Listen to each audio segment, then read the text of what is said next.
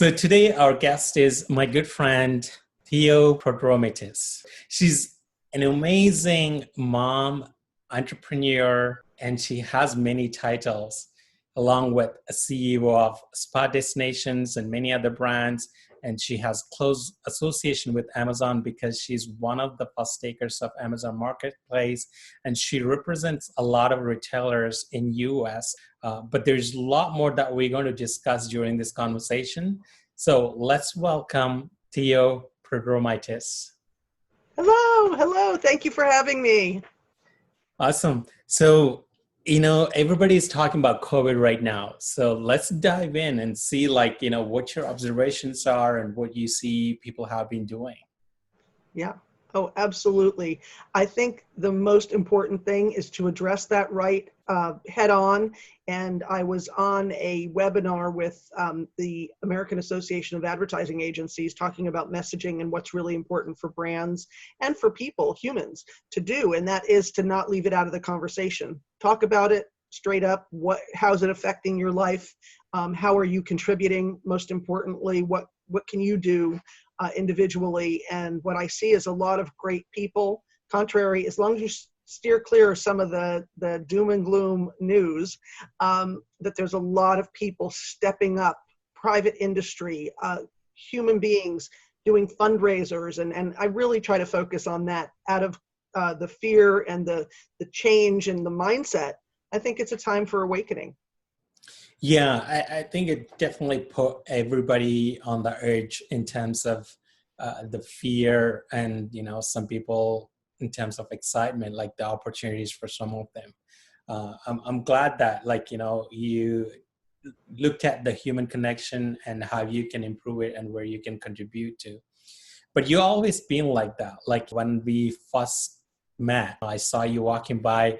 My God, this woman is amazing. Like I would love to connect with somebody like you. We became friends and we talk about business all the time.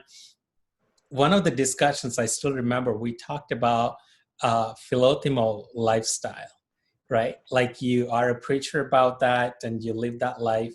So let's share that with the audience. Yeah.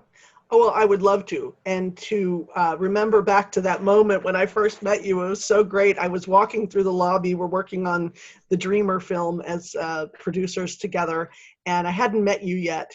But I distinctly remember, and I remember like it was yesterday, that when I walked by, you looked at me, we made eye contact, and you welcomed me over to the table immediately. And it was so great because I know we had an immediate connection. But I think there's a lesson in that your openness and your awareness of other human beings, and that at that time we were all waiting to, I think we're going to take a bus somewhere. And it was in that moment that we connected. And talking about Philotimo, that's basically what we have in common. Philotimo is a Greek imperative, which is the love of honor, is what it actually means.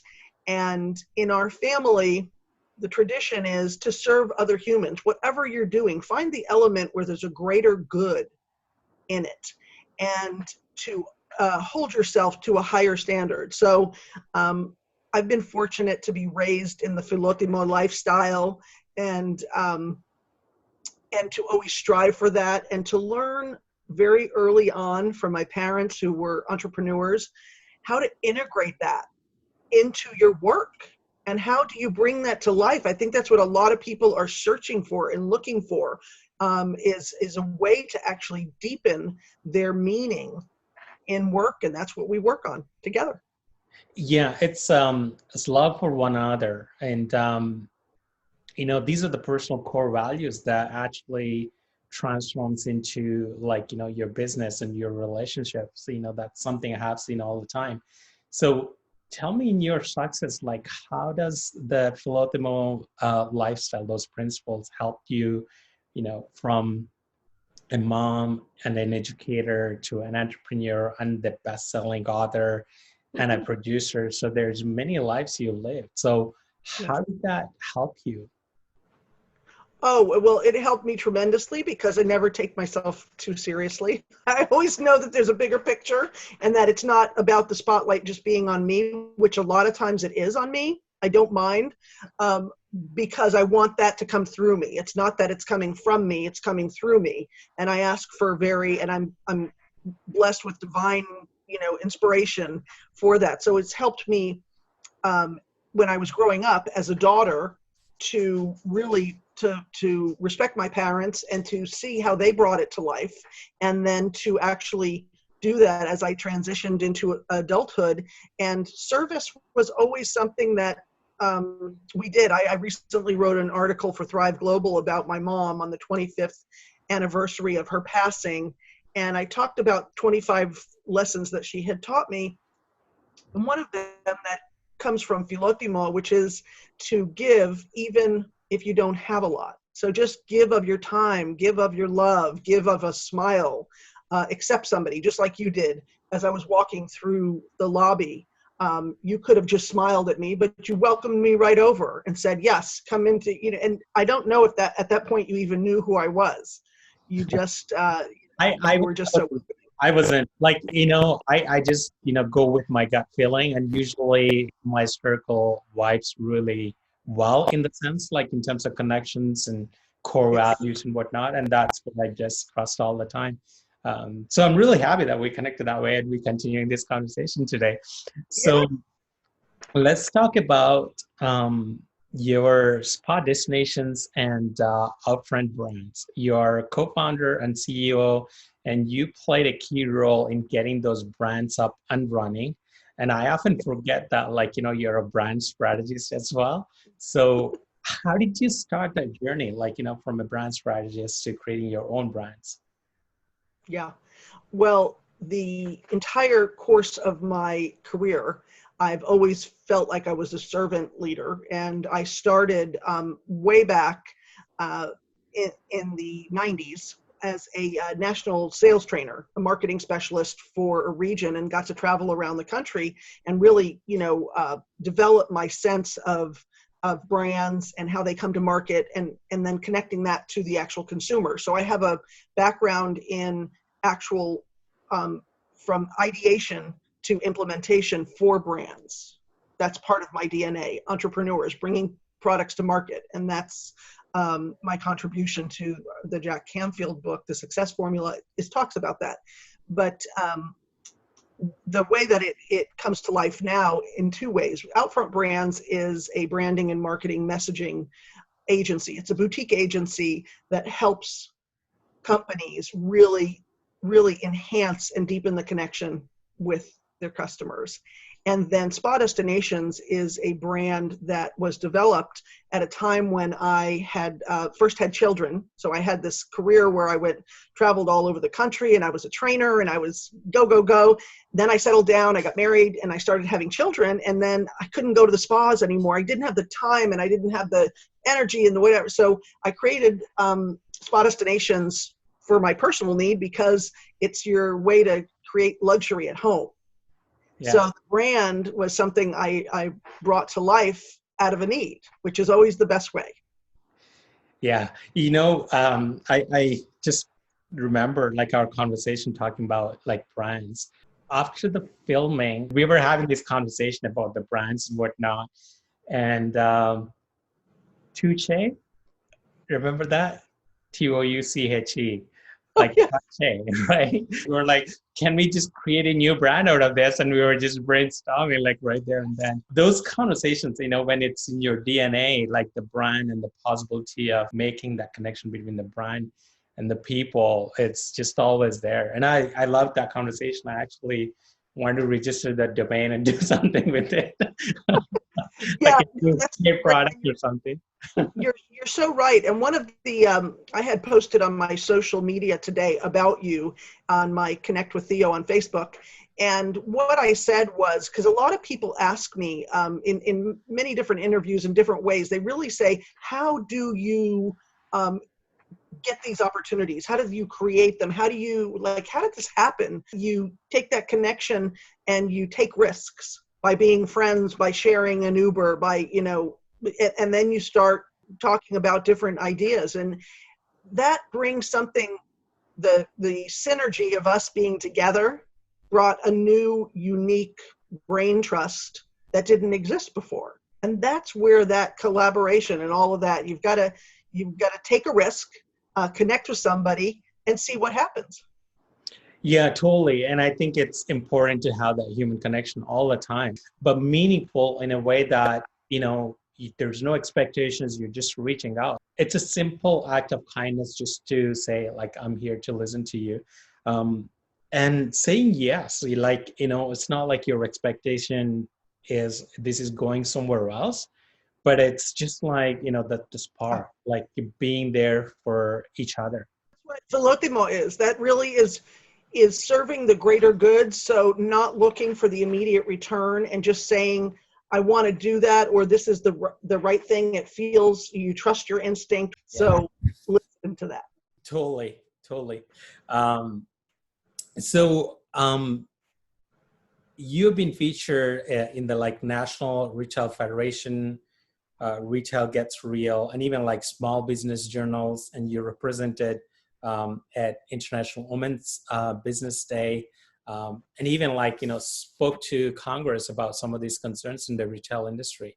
Mm-hmm. So tell me your role about that, like being an entrepreneur and a CEO, and you took a leadership role, not only just as a leader, but a leader for the leaders to represent them with the government or at the bigger events. Where did you find the strength and the courage, and how did that all happen? Well, that's a great question. And I think I just answered the call. I put that intention out there and the strength that I have and my belief and the level of passion that I have for women, for in business, for entrepreneurs, for small businesses. And when I'm able to, as part of the National Retail Federation Small Business Advisory Council, um, I get to represent, like you said, voices of other people, and I'm always listening to hear to make sure I'm representing well, and it's not just an anecdotal that it's only my experience. And that's what decades of experience in business has given me, is that confidence to say this needs to be heard. I am not afraid for anything that's in it for me. I want to just be the voice. When I had the amazing opportunity to be a witness in the Small Business Committee in Congress. And the actual event was the role of big tech and the impact on small businesses. So I was actually contacted by Congress because I had been in front of them before for a roundtable. They reached out and said, would you be interested in telling us your story? And I jumped at the opportunity because real experiences need to be heard by real voices. And I've reached that point in my career where I have enough perspective to be able to share that and to integrate some of the other people's experiences with my own. So It's amazing when you can reach that point, like, being a voice for the retailers and the entrepreneurs and small businesses in US. It's a great responsibility in many ways, and also um, making some of these policies happen. It's not an easy task. Talking about your Amazon experience. So you were one of the first takers on the Amazon marketplace, and you have very close relationship working with the teams there. yeah. How did that all happen? Yes. It's a very long story. I will summarize it in saying that I've always prided myself on being aware of market trends as a marketer for many years, and also tapping into younger generations. So I have a group of what I would say, millennial consultants, people that I love. Some are in my family and some are, friends over the course of time, and seeing what behaviorally they do, just looking at their phone. If you want to be a great marketer, Krishna, just take the phones and see what apps are on there. Just see behaviorally what people are doing. And I started seeing that they were buying so much on Amazon. And we had an opportunity, but funny enough, and you might have read this or I might have told you this, is that coming from the professional beauty industry, the salon brands thought Amazon was the enemy. And so when I talked to some colleagues, they said, don't sell on Amazon. This is a terrible place. Don't sell spa destinations on there. They're competing with you. They'll crush you. They said all these terrible things about Amazon, which are untrue. Of course, I'm a success story that can say that. But I also am always intrigued when there's a lot of static and pushback. I don't know, have you found that too? That when you feel that, you're going, oh, I got to dig in here. Why is everybody so about this? Yeah, the resistance is always like a new opportunity for me. Like it just, in a way, it's challenge, and the curiosity is always like, why is it challenging for me to take that next step? And often those are the times you find that spark, and it just explodes from there, right? I remember one of the millennials that I talked to when I was originally thinking about selling on Amazon told me I couldn't do it. He said, oh, Amazon they're just this big computer company. You're never going to meet it. He listed everything. You're never going to meet anybody there. You're just a number to them. All this negative. And I thought, and part of me is a little bit, competitive. So I said, oh yeah, I can't? Watch me.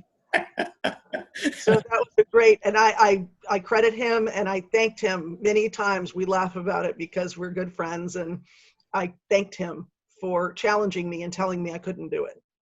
You see that, like, even though the person challenged you, it didn't create any negativity in terms of like, why is this guy saying to me, I don't want to talk to him anymore? You actually took that next step, what's appropriate for you that you want to do. And then you made all of this happen, but you thanked him, right? Like the full circle. And I always love it because he still is connected to me on social, and he always uses the wow emoji. Whenever I post something that I'm, guest speaking in Amazon or the USA Today article or whatever, he always posts the wow emoji. So it's my little secret, motivation that it was a great gift. The reason it didn't offend me is because I knew he wasn't saying it because he didn't believe in me. He just didn't think there was an opportunity. That was just his opinion. So I didn't take it personally. I just thought, oh, yeah, well, that sounds like a good challenge. Do you know how many people take that personally? They just get pulled into that neighborhood and don't even do anything about it because they just eventually agree with it. Yeah, absolutely. And because it's difficult to do sometimes. But Yeah. So let's talk about your speaking career. Like you've been guest speaker at different events that includes like Amazon headquarters in Seattle and Voice of America. And you even represented as a cultural sensitivity training specialist at the International Indian Film Academy, right? That's a different side of you. So what motivated you to go out and speak and do more than like what you're already doing? Well, I really respond. I'm a great listener, and I really respond to what I see as market needs. And the case of the IFA Bollywood Awards is a great example of just who I am. And what happened there was the Indian International Film Academy was coming to Tampa for the first time. They were coming to the U.S. And I know people that are in, of course, the convention center and the airport, the CEO of the airport, all the people that, are the infrastructure of Tampa. And I also knew the CEO of Visit Tampa Bay, and I said, wow, expected 40,000 Asian Indian, beautiful people coming here for a great event. And is Tampa ready for this?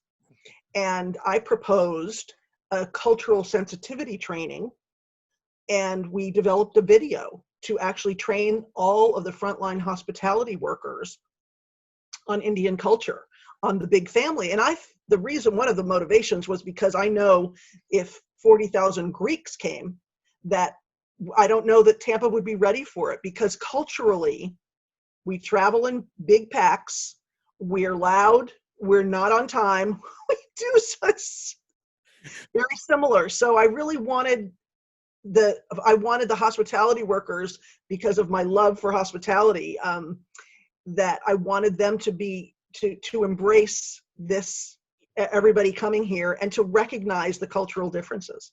Yeah, it's not like, 12 o'clock is not 12 o'clock. Some people joke around, it's Indian time, so an hour late or whatever. But it's about being aware of those situations, and planning is, where it allows you to make that like a huge success. And what a just amazing production. I'm a production person. I love big shows. I was always raised on those kind of big productions. Growing up, my family owned a beauty supply company, bringing over brands from Europe and having massive hair shows with models and music and all. So I really was excited about having the IFA Awards because they do quite a production. I love the Indian culture, and I wanted Tampa to welcome IFA. And it really came from a great intention of loving culture and wanting that story to be told. Prior to that, what my vision was actually came true, and then I was able to actually, there were multiple trainers because there were so many places, Busch Gardens, different places where the guests would be coming, and I got to present it to the Downtown Tampa Partnership, which are the guides that walk around downtown Tampa, so they were prepared. I mean, it was a brainchild that I had, and I said, oh, let me just propose this. I went, they were open, we got the resources together, and something beautiful happened, which was connecting people and enhancing the experience. And it was all based on my heart and soul wanting people to just have fun and have a great time and to understand how beautiful the Indian culture is. This is just one example of one event that just shows like when you put your heart into it and when you're authentic about the end goal, like what you want to make it happen, the impact is huge. It just doesn't stop with you, not with your immediate circle, but with that event with 40,000 visitors to Tampa, what kind of economic impact that just created for the whole city? Yeah. Millions of dollars, I assume. Like, I can't. Absolutely. And my goal was to enhance, if there was one frontline hospitality worker that understood and didn't get mad when the family came with the reservation and there were 12 people instead of 6 and they were an hour late, instead of no, the rules driven, American culture sometimes where, oh, well, you're not on the list and there's too many people and I wanted it to be, yes, this is the big family, they're coming, and making that connection. So that really motivated me to sort of think of Tampa Bay as my home and say, if somebody was coming to my home, I wanted everybody that was going to be there to sort of know the deal, because education is key in everything. Totally. And I think, you're naturally learn like hosting parties at home. And then now it's like bigger and better parties. And let's just make the world like, a whole big party pretty much. Right. Yeah, absolutely. And just having fun with it, like the good thing about entrepreneurship always noticed is if you enjoy it, and it's so much easier, exactly what you're doing and where you're going and what are the plans for the day to where you want to be in the next 2 years, 5 years. It doesn't feel like work. You just enjoy every moment. You enjoy the people that you're meeting, and you find these community events, what you can be part of, even to create like greater good. I just love that story, like, the whole impact you created there. Thank you. Thank you for asking me about that, because that's something that really I hope it connects with people, to say that you can have an idea like that and connect to the right people or put it out there, and that good intention can really blossom into something else, and can without knowing the specifics, because I didn't know, does that mean that they're going to retain my agency and pay me blah blah blah, or does that mean I'm going to be a consultant, or am I going to be the trainer? There were a lot of moving parts. I think everybody goes into the how to instead of sticking in the why. I said why because we want Tampa Bay to shine and to embrace everybody coming here. That's the why. And then those details, I don't stress about them. They always figure themselves out. I always find a way. There's always a profitable way. Nothing wrong with making some money, but really the intention was the why and not the how. Yeah, like when the why isn't there, if you're just in the business just to make money, it's never going to work. Right. Maybe, people make like a quick buck, but it's just never really ends into something really good. I've always seen that. I think, you're bringing that message with Live to Inspire and making sure that, you're pushing a little bit. That's always a good thing, because if, like I said, I would gauge my success based on the amount of resistance that I get. And when I've been asked, oh, what do you think you could do better? I could push myself harder. I could get more resistance, because some days it does just flow. Yeah, totally. And it's all about, what else is there to explore? The concept that we go to a university and then when we graduate from there, then we're done learning needs to change. We need to be lifelong learners, and the curiosity, because that's when the human brain and the potential is at its best. And I think that was probably one of the main parts that you and I got along so well, is that we're always willing to look at something else, to be curious, to learn, to read about it. And for me to not be an expert is okay. I don't mind. I jump in. I worked for 3 years in a wonderful startup called LumaStream, which is an electronics company. They do infrastructure, LED lighting. They have digital power conversion, very technical. And one day my brother drove up in the driveway and I was reading Architectural Digest. He laughed so hard. He goes, "What are you doing, Theo?" I said, "I have a new client. I'm working in this. I don't, this was a new industry. I basically, before working for them, I didn't, basically to plug something in, digital power conversion, forget it." And I ramped up in 3 years. I got the education of a lifetime. I contributed, and I was so proud to be a part of that. But I challenged myself to reach higher. That's amazing. You're totally on point there. Like the continuous education is so important. It just changes the perception of where can I go or what is the limit. It just never seems to end. People like Elon Musk and Steve Jobs, like these people dreamed, without those limitations. And somehow we were told to have those limitations when we go to school. You want to be an engineer? Okay, great. That's where it ends. But a lot of amazing things comes out of it, like when you're open to the ideas and having the continuous education.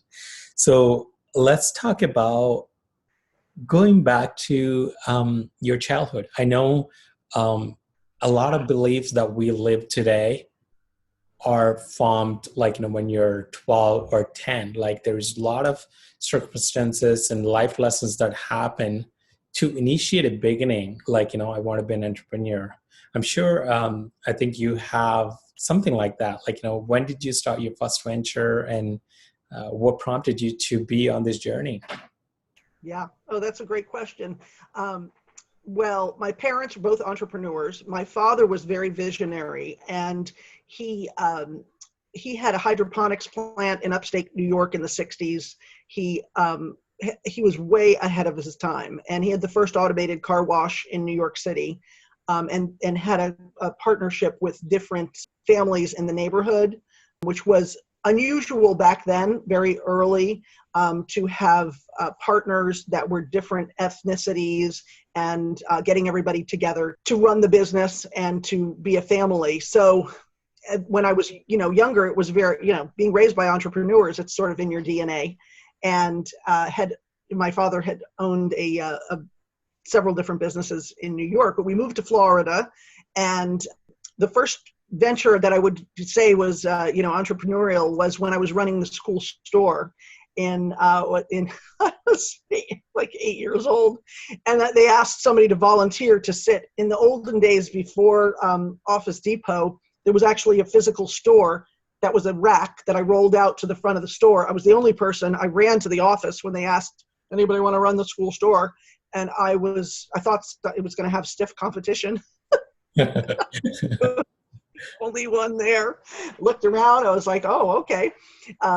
And every morning my responsibility was go to school early, roll the little store out, and sell paper, pencils, and folders and everything. And that was my first venture. And the reason I say that, even though I wasn't a paid employee, I took the responsibility. I took pride in what I did. I talked to my parents about it. They would talk about, the different customers. How could you, sell a paper with an eraser, or if somebody needs a pencil, then they probably need that. So all these embedded lessons of entrepreneurship, and the most fun was actually just connecting with people. And then, as I tell in some of my, some of my speeches, is that unfortunately later that year my father died. So it was a very impactful. I was 8 years old, and I look back on that with happiness because I got to have an entrepreneurial venture with my dad, with my mom and my dad. But it's a benchmark of who I am, because I had those very early years, formative years, and then I went on to, go for many, many other things, but to not have any limits, because they backed me up. That was another thing, is that other people have different life circumstances, but very early on, my family really supported me in any kind of ideas that I had that I wanted to do. Why would any kid want to go to school early to run the school store? Because I sat in the middle and I got to see every person come off the bus, and I was the center of attention. So, I'm sorry about your dad, but I see that you enjoyed that time you're with him, being a mini entrepreneur and learning those lessons. And it's all out of love. With your journey today, it just shows that where was the spark for you in that moment, and you just continued that. And it's just shows up in many different ways with the books and the community work that you do and with the brands that you work with, right? thank you. So it's amazing. A lot of people don't do things out of love. They do things out of fear. Even I was at such a point because I didn't want to live in poverty, right? That was my fear. So there was motivation, and yes, it's turning into something better, but it took me years. How can you still live that side of you and love yourself, going back and say it's okay, you lived that life, that's why you created something better, right? Just Yeah. from the gratitude point of view. Yes, it is. It's from the gratitude and from the love. Like you said, at that point was the spark. I can really look to that point as a real turning point, of course. But it also made me the person I am, because I never take time for granted. People say, why are you so energetic and, excited and whatever? I'm like, I got a lot of things to do and to learn and to be. And, I'm really appreciative of every minute that I have on the earth. You're seen as a visionary in many ways, with your entrepreneurial skills or helping the mankind move forward in your own way. So is there any one thing that really stands out for you through your life experience and you want to share? Let me give that some thought. Well, what really stands out is that not only love, but contribution is the key. It's like the secret that unlocks everything. A lot of people talk about it, but if you bring it to life, even in very little ways, contribution. If I hear somebody say they're in a rut, I say, you know what? Just go on social media today and then pick 3 people and build them up. Just say something good and contribute to them and cheer them on. It's going to start opening those channels. So the biggest lessons I have learned, and it is Philotimo, it is my family, but the creative process comes from contributing and seeing something bigger, getting outside of yourself and contributing. And it can be time. It doesn't have to be money. It could be any different level. And whenever I do that, the gratitude I feel in my heart and the feeling I get when somebody thanks me if I've done something nice, it's not for that glory, but it is one of the biggest lessons that I've learned, is that contribution is the secret key to everything. Isn't that amazing? I read this book, Go Giver. I'm not sure if you're familiar with that. It talks about you want to be a giver and how that creates tenfold or hundredfold good in this world. And often we get to see it. Sometimes we might not get to see it, but that's okay. We just want to keep doing that greater good. Right? Yeah, it's the ripples of goodness. that you see. Because if you have that intention, and like I said, if some people are stuck, I just give them some simple strategy, or to do one little thing. What I'm currently doing is I'm doing weekly webinars on topics that people have asked me about and that I'm presenting, and then I'm donating to a different charity. And it, like you said, it doesn't have to be huge. If it's the nurses in Harlem, my niece is a nurse. I'm very proud of her. She's 24 years old, and she's helping COVID patients every day, 12-hour shifts. So I donated to the nurses in Harlem. Pledge Camp is this week. They're going to be donating PPE to some hospitals. I've donated to the Joyful Heart Foundation that takes care of victims of sexual abuse. And every week, my heart is filled because I'm doing something for charity. I'm doing a webinar and giving of myself just in this, and I'm teaching a webinar and contributing. So that fills me up. Now I've actually formalized it. I've always done a lot of things. We could have a whole discussion on ways to bring contribution and gifts like that to life. But any little thing, don't diminish any little thing that you do. It's so valuable. It's amazing. You know how many people complain about, like, I want to do something, but I can't really find like what I should be doing or contributing to, right? Like you just want to start small, and that leads you into the next thing, right? Is there anything else you want to add here? I have one more question. No, I'm just so delighted because this has been a really great interview, because I've talked about things that I haven't talked about on other interviews for some time. So I was excited to share them. That's amazing. Even though we're leaders, we all have our own moments, the tough times and whatnot. We're not immune to those. And how do you keep the motivation going? Like, how do you keep inspiring yourself to move forward where you want to go? Well, that's a great question. And I've had my ups and downs. About 10 years ago, I went through divorce, and it was a really tough time, reinvented, how to reconnect. And one of the most important things, it may seem obvious, is just to surround yourself with people who reflect your core values. One of the favorite quotes is that you are the average of the 5 people you spend the most time with. And it's so true. So you really, during those dark times and tough times, not just somebody who's going to commiserate, but somebody who's going to believe in you to get to that next, to help lift you out of that. And I think that's when I have had tough times, having the perspective, and also having lived through them and having that grit. Our business took a dive like everybody in 2008, had to reinvent ourselves. So just knowing tomorrow it may not be all fixed, but surround yourself with great people, and remember, you're in it for the long game. I'm glad that we get to share this moment, and I really thank you and grateful for your time here today. Thank you. I am delighted, and I couldn't be happier than to actually connect with the viewers, another audience. And if I can do it, they can do it. So that's the ending part. I'm so proud of you for pulling this together. I'm delighted to be a part of it. And I love the name because it summarizes who you are. You live to inspire, and you stretch yourself every day, and you overcome obstacles, and you crush it. So you inspire me. Thank you. I really love that. Like, I'm going to use it as my promo. Yes.